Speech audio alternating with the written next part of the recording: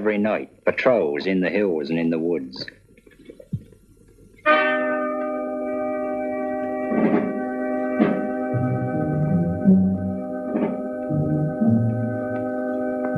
Off we go with some Brens and Tommy guns and a few Mills bombs, and if we're lucky, we scupper a few Jerrys and bring a few prisoners in. Old Fred Parker's the best. He was a poacher. That's second nature to old Fred.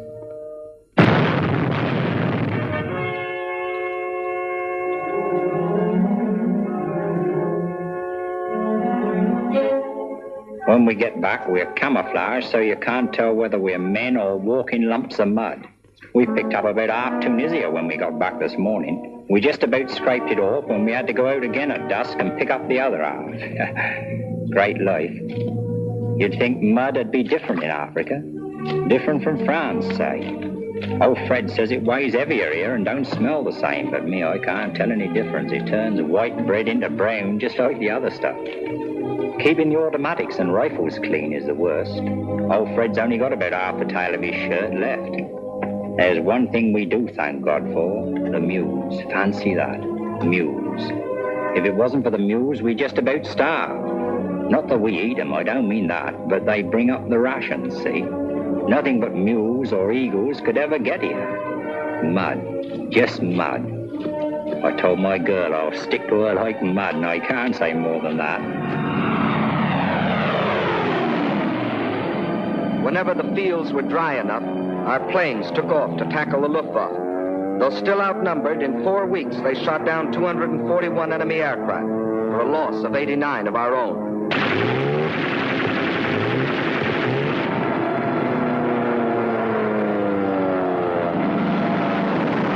Further back, day after day, the Strategic Air Force was taking off to kill the enemy's effort at its starting point. Liberators from the east, fortresses from the west, went forth to destroy enemy bases in Italy, Sardinia, Sicily.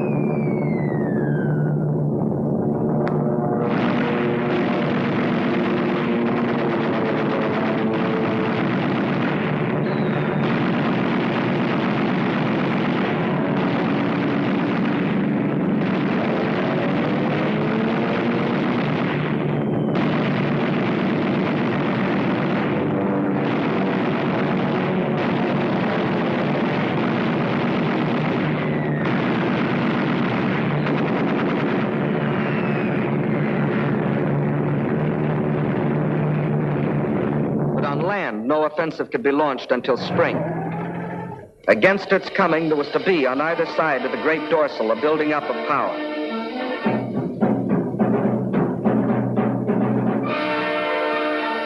Over supply routes that spanned on the German side 150 miles of water, and on our side hundreds of miles of land, and then thousands of miles of water. The longest assembly lines in the world were in operation, from the factories of the United States and Britain, from Birmingham to Algiers, from Detroit to Oran, from Manchester, Los Angeles, from Leeds, from Pittsburgh to Casablanca.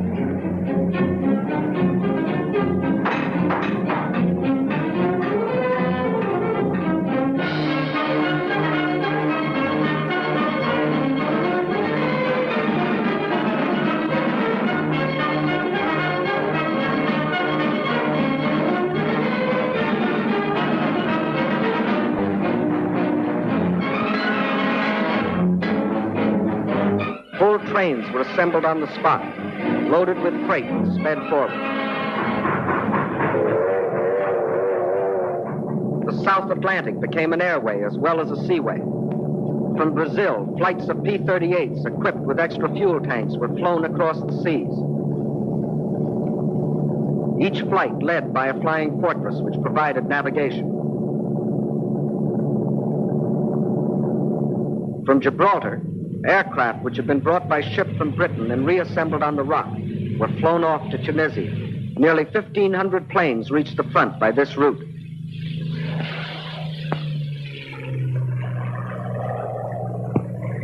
Roads to the front were being built where none before existed.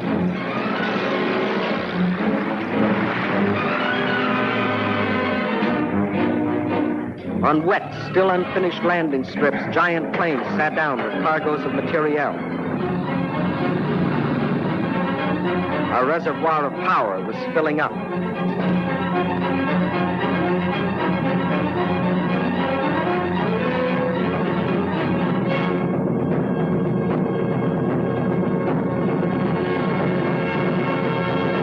Tunisia was to be the theater of a major campaign, a campaign to be fought where Scipio had fought, and Hannibal, where already 3 times in history great armies had been destroyed between the mountains and the sea.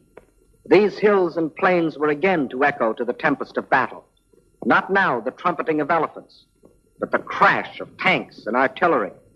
Not now an empire, but a way of life at stake.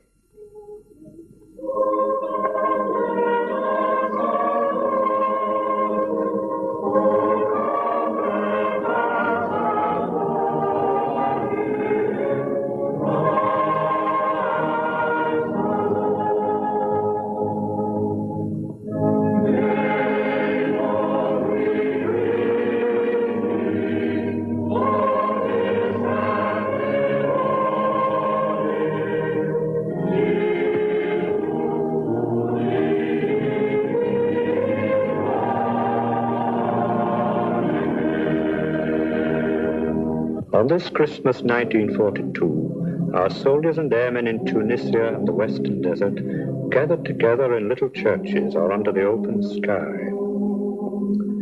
And doing so, they thought of their homes and loved ones, hundreds or thousands of miles away.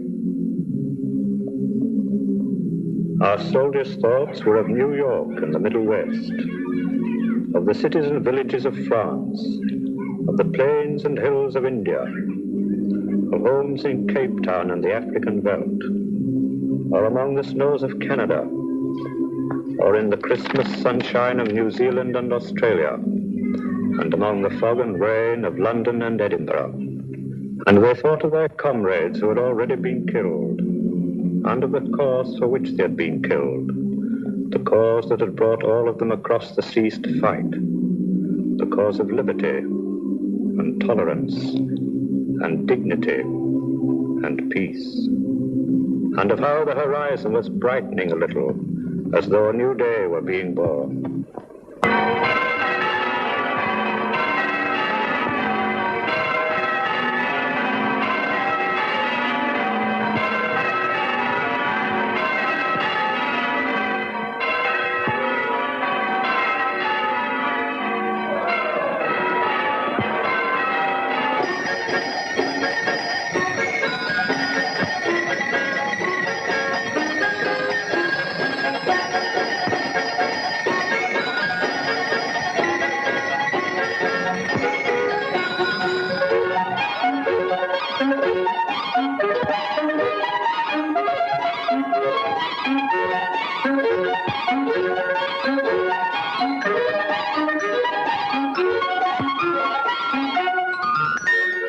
Guys got packages at Christmas. You know what was in mine? Stuffed dates. Stuffed dates in Africa under the date palms. Can you beat that? One good thing about Christmas, you may get homesick, and we did, but you also get Christmas dinner.